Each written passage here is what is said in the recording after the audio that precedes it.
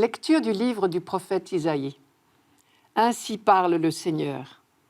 Partage ton pain avec celui qui a faim. Accueille chez toi les pauvres sans abri. Couvre celui que tu verras sans vêtements. Ne te dérobe pas à ton semblable. Alors ta lumière jaillira comme l'aurore et tes forces reviendront vite. Devant toi marchera ta justice et la gloire du Seigneur fermera la marche.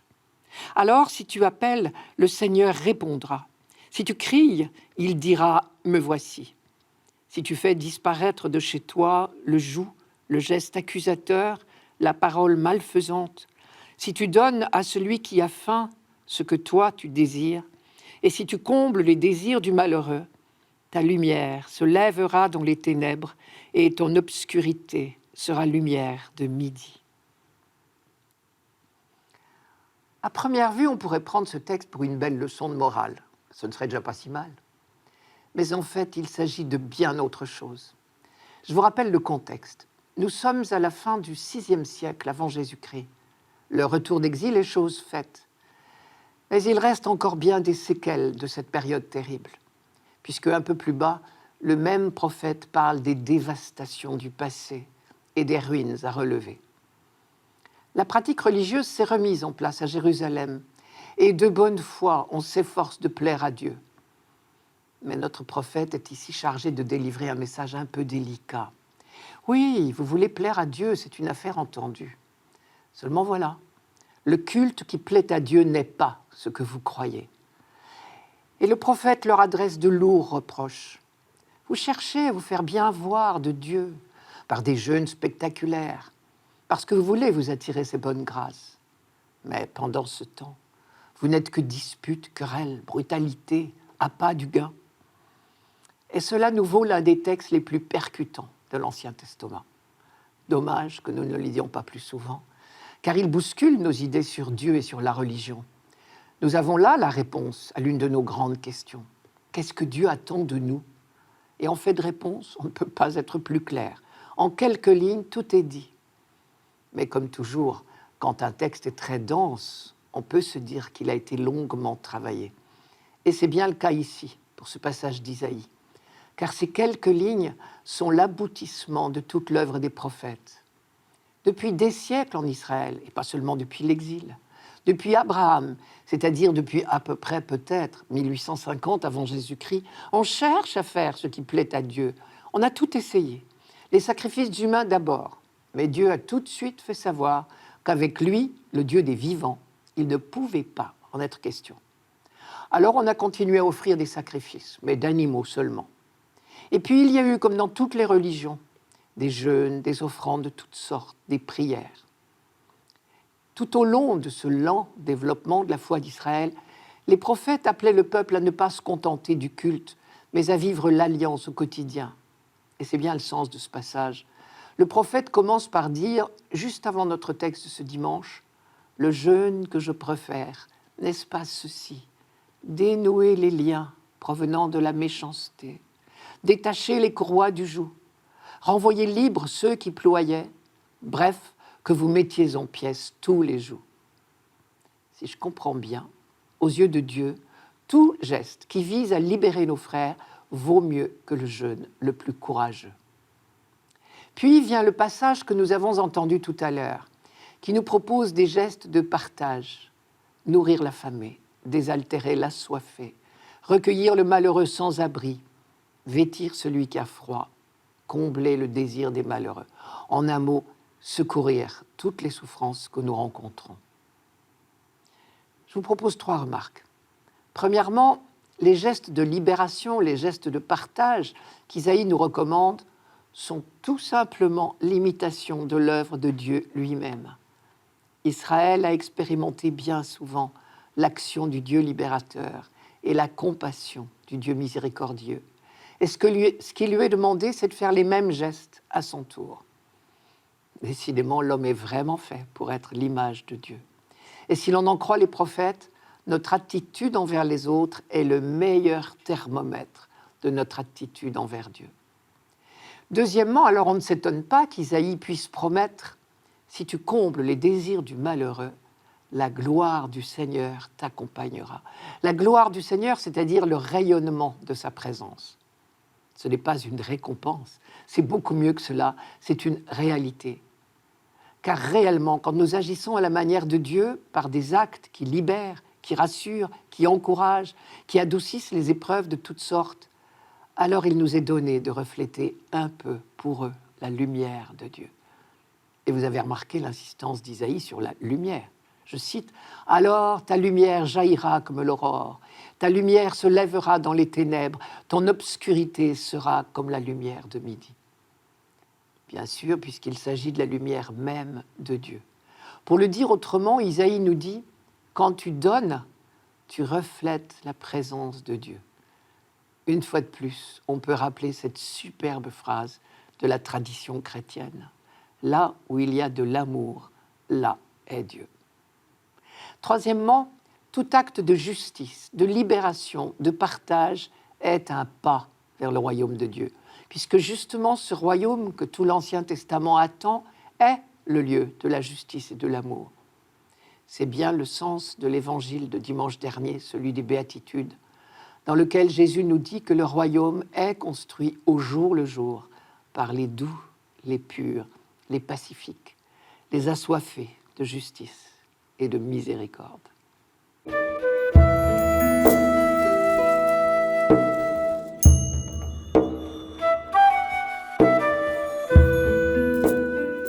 Psaume 111.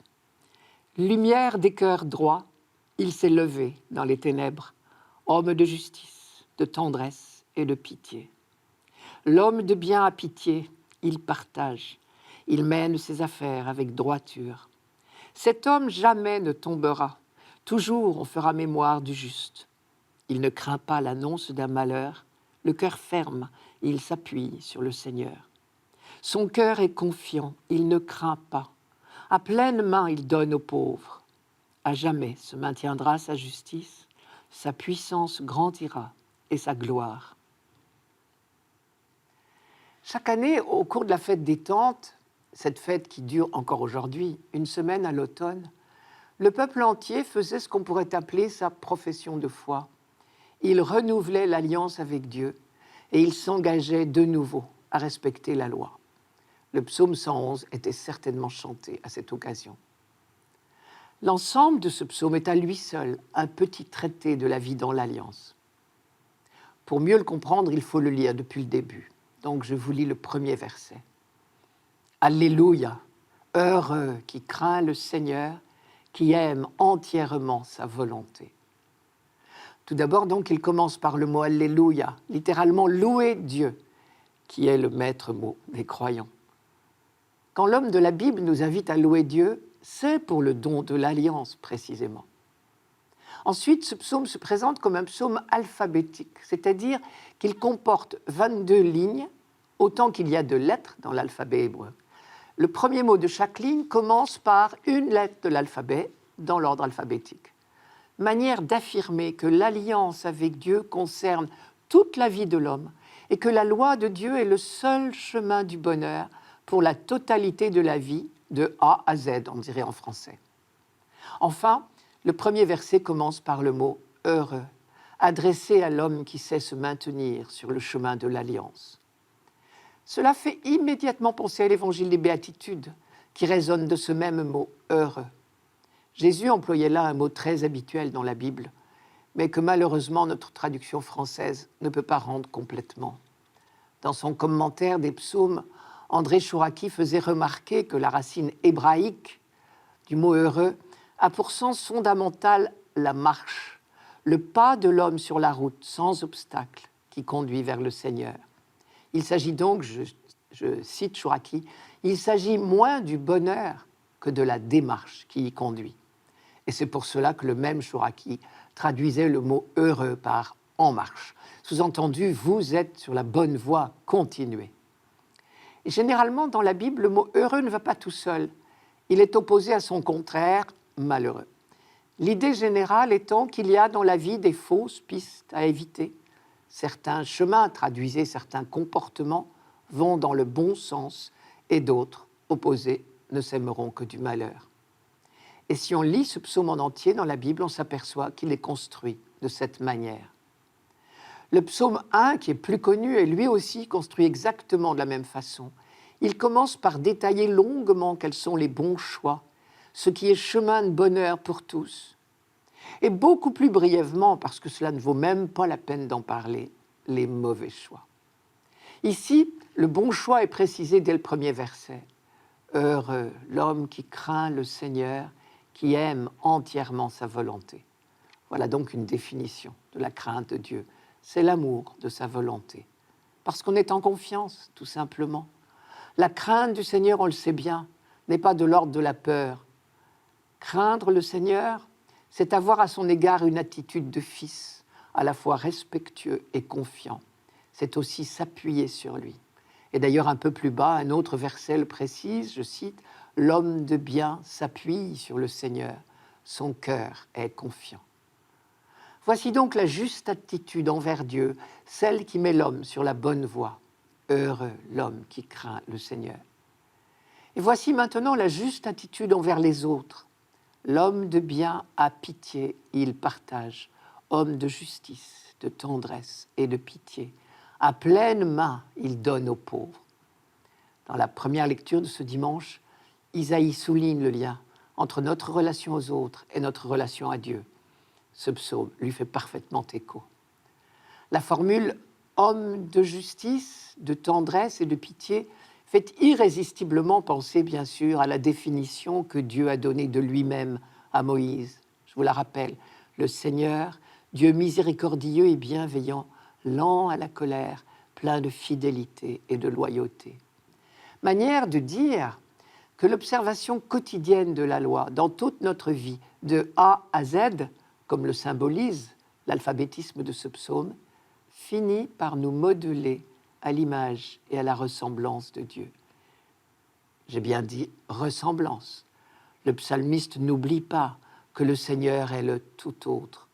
Les formules ne sont donc pas exactement les mêmes. Pour Dieu, on dit qu'il est justice, tendresse et pitié.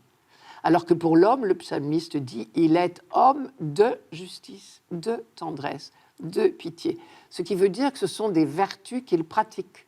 Ce n'est pas son être même. Et ces vertus, il les tient de Dieu, il les reflète en quelque sorte.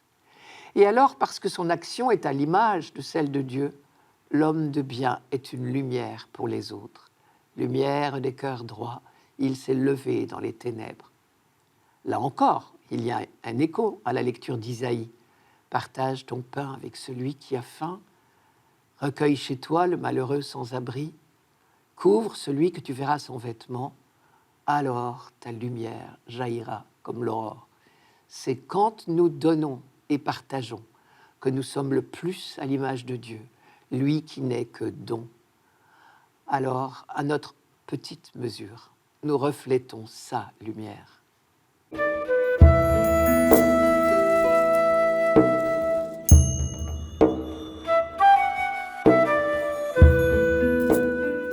Lecture de la première lettre de saint Paul apôtre aux Corinthiens. Frères, quand je suis venu chez vous, je ne suis pas venu vous annoncer le mystère de Dieu avec le prestige du langage ou de la sagesse. Parmi vous, je n'ai rien voulu connaître d'autre que Jésus-Christ, ce Messie crucifié. Et c'est dans la faiblesse, craintif et tout tremblant que je me suis présenté à vous.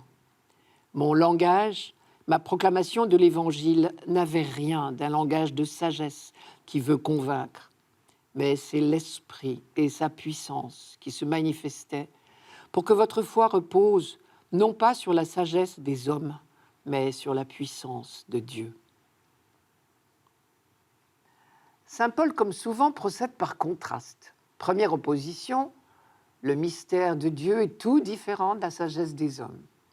Deuxième opposition, le langage de l'apôtre qui annonce le mystère est tout différent du beau langage humain, de l'éloquence.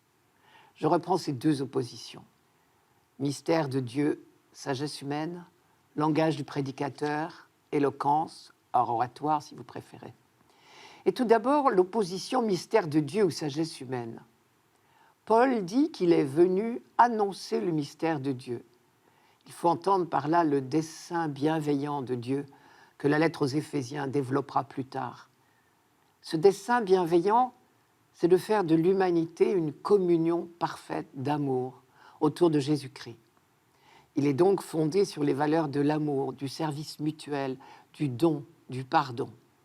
Et on voit bien que Jésus le met en œuvre déjà tout au long de sa vie terrestre. Ce mystère de Dieu s'accomplit par un Messie crucifié, nous dit Paul. C'est tout à fait contraire à notre logique humaine, c'est même presque un paradoxe. Paul l'affirme, Jésus de Nazareth est bien le Messie, mais pas comme on l'attendait. On ne l'attendait pas crucifié. Et même, selon notre logique humaine, le fait même qu'il soit crucifié tendait à prouver qu'il n'était pas le Messie. Tout le monde avait en tête une célèbre et terrible phrase du Deutéronome, d'après laquelle un homme qui avait été condamné à mort au nom de la loi et exécuté était maudit de Dieu. Et pourtant, ce dessein du Dieu Tout-Puissant, ce n'est rien d'autre que Jésus-Christ, comme dit Paul.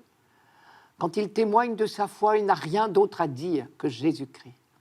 Pour lui, Jésus-Christ est vraiment le centre de l'histoire humaine, le centre du projet de Dieu, le centre de sa foi. Il ne veut rien connaître d'autre. Je n'ai rien voulu connaître d'autre, nous dit-il. Derrière cette phrase, on perçoit les difficultés de ne pas céder aux pressions de toutes sortes, aux injures, à la persécution déjà. Ce Messie crucifié nous fait connaître ce qu'est la véritable sagesse, la sagesse de Dieu, c'est-à-dire don et pardon, refus de la violence. C'est bien le message de l'évangile des béatitudes. Face à cette sagesse divine, la sagesse humaine est raison, raisonnante, persuasion, force, puissance. Cette sagesse-là ne peut même pas entendre le message de l'évangile.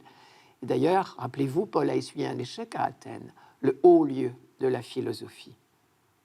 Deuxième opposition dans ce texte, langage de prédicateur ou art oratoire. Paul n'a aucune prétention du côté de l'éloquence. Voilà déjà de quoi nous rassurer si nous n'avons pas la parole trop facile. Mais Paul va plus loin. Pour lui, l'éloquence, l'art oratoire, la faculté de persuasion serait une gêne, parce que totalement incompatible avec le message de l'Évangile. Annoncer l'Évangile, ce n'est pas faire étalage d'un savoir, ni asséner des arguments. Il est intéressant d'ailleurs de remarquer que dans le mot « convaincre », il y a « vaincre ». Il n'est peut-être pas à sa place quand on prétend annoncer la religion de l'amour. La foi, comme l'amour, n'est pas affaire de persuasion. Allez donc persuader quelqu'un de vous aimer. On sait bien que l'amour ne se raisonne pas, ne se démontre pas. Le mystère de Dieu non plus. On peut seulement y pénétrer peu à peu. Le mystère d'un Messie pauvre, d'un Messie serviteur, d'un Messie crucifié ne peut pas s'annoncer par des moyens de puissance. Ce serait le contraire du mystère annoncé. C'est dans la pauvreté que l'Évangile s'annonce. Voilà qui devrait nous redonner du courage. Le Messie pauvre ne peut être annoncé que par des moyens pauvres. Le Messie serviteur ne peut être annoncé que par des serviteurs. Il ne faut donc pas nous inquiéter de n'être pas de très bons orateurs, car notre pauvreté de langage est seule compatible avec le message de l'Évangile. Et Paul va même jusqu'à dire que notre pauvreté de prédicateur est une condition incontournable de la prédication. Elle seule peut laisser le champ libre à l'action de Dieu. Ce n'est pas lui, Paul, qui a convaincu les Corinthiens. C'est l'Esprit de Dieu qui a donné à la prédication de Paul la force de la vérité en leur faisant découvrir le Christ. J'en déduis que ce n'est pas non plus la force de notre raisonnement qui convaincra nos contemporains. Leur foi ne reposera pas sur la sagesse des hommes, mais sur la puissance de l'Esprit de Dieu. Nous ne pouvons que lui prêter notre voix. Évidemment, cela exige de nous un terrible acte de foi. Je cite, « C'est dans la faiblesse, craintif et trop tremblant, que je me suis présenté à vous. Mon langage, ma proclamation de l'Évangile n'avait rien d'un langage de sagesse qui veut convaincre, mais c'est l'Esprit et sa puissance qui se manifestaient. Pour que votre foi repose non pas sur la sagesse des hommes, mais sur la puissance de Dieu. » Si je comprends bien, l'annonce de l'Évangile s'accommode mieux des moyens de pauvreté. Mais pour accepter cette vérité-là, il faut admettre que l'Esprit Saint est meilleur prédicateur que nous.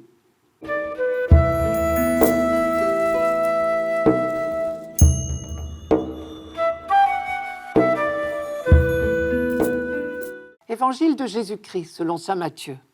En ce temps-là, Jésus disait à ses disciples : « Vous êtes le sel de la terre. Mais si le sel devient fade, comment lui rendre de la saveur ? Il ne vaut plus rien, on le jette dehors et il est piétiné par les gens. Vous êtes la lumière du monde. Une ville située sur une montagne ne peut être cachée. Et l'on n'allume pas une lampe pour la mettre sous le boisseau. On la met sur le lampadaire et elle brille pour tous ceux qui sont dans la maison. De même que votre lumière brille devant les hommes, alors, voyant ce que vous faites de bien, ils rendront gloire à votre Père qui est aux cieux. » Tant mieux si une lampe est jolie, mais franchement, ce n'est pas le plus important. Ce qu'on lui demande d'abord, c'est d'éclairer. Et d'ailleurs, si elle n'éclaire pas bien, si on n'y voit rien, comme on dit, on ne verra pas non plus qu'elle est jolie. Quant au sel, sa vocation est de disparaître en remplissant son office. Mais s'il manque, le plat sera moins bon. Je veux dire par là que sel et lumière n'existent pas pour eux-mêmes. Et d'ailleurs, je remarque au passage que Jésus leur dit : « Vous êtes le sel de la terre, vous êtes la lumière du monde. » Ce qui compte, c'est la terre, c'est le monde. Le sel et la lumière ne comptent que par rapport à la terre et au monde. En disant à ses disciples qu'ils sont le sel et la lumière, Jésus les met donc en situation missionnaire. Il leur dit : « Vous qui recevez mes paroles, vous devenez, par le fait même, sel et lumière pour ce monde. Votre présence lui est indispensable. » Ce qui revient à dire que l'Église n'existe que pour le monde. Voilà qui nous remet à notre place, comme on dit. Je reviens au sel et à la lumière. On peut se demander quel point commun il y a entre ces deux éléments auxquels Jésus compare ses disciples. Réponse : ce sont des révélateurs. Le sel met en valeur la saveur des aliments. La lumière fait connaître la beauté des êtres et du monde. Les aliments existent avant de recevoir le sel. Les êtres, le monde existent avant d'être éclairés. Cela nous en dit long sur la mission que Jésus confie à ses disciples et à nous. Personne n'a besoin de nous pour exister, mais apparemment, nous avons un rôle spécifique à jouer. Celle de la terre, nous sommes là pour révéler aux hommes la saveur de leur vie. Les hommes ne nous attendent pas pour vivre des gestes d'amour et de partage parfois magnifiques. Évangéliser, c'est leur dire : le royaume de Dieu est au milieu de vous, dans tout geste, toute parole d'amour. C'est là qu'ils nous attendent, si j'ose dire, pour leur révéler le nom de celui qui agite à travers eux, puisque là où il y a de l'amour, là est Dieu.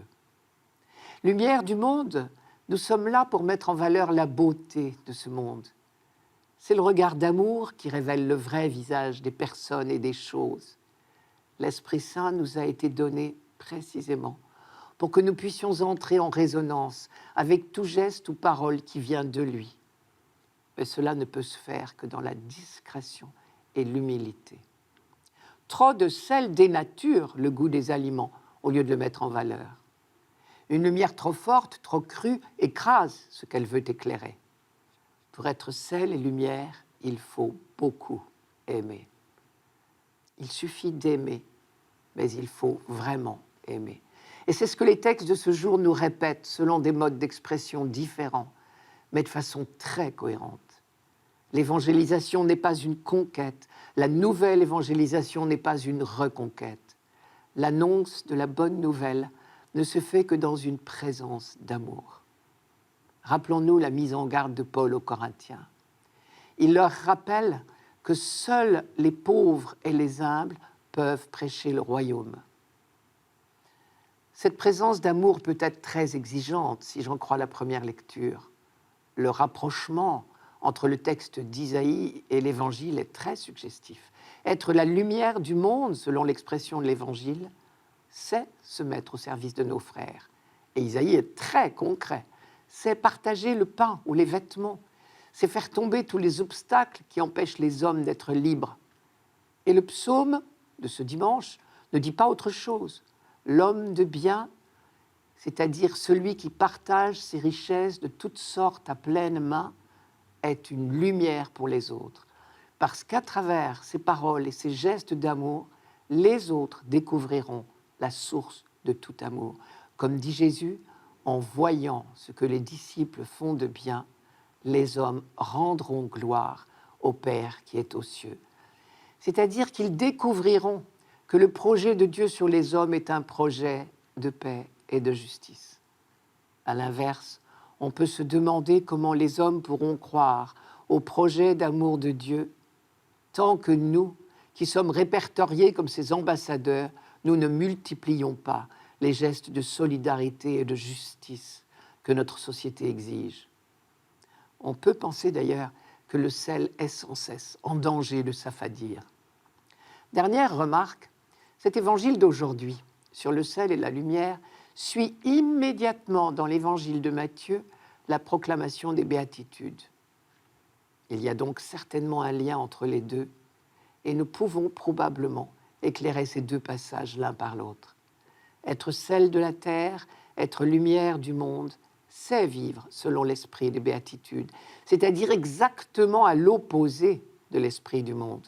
C'est accepter de vivre selon des valeurs d'humilité, de douceur, de pureté, de justice. C'est être artisan de paix en toutes circonstances.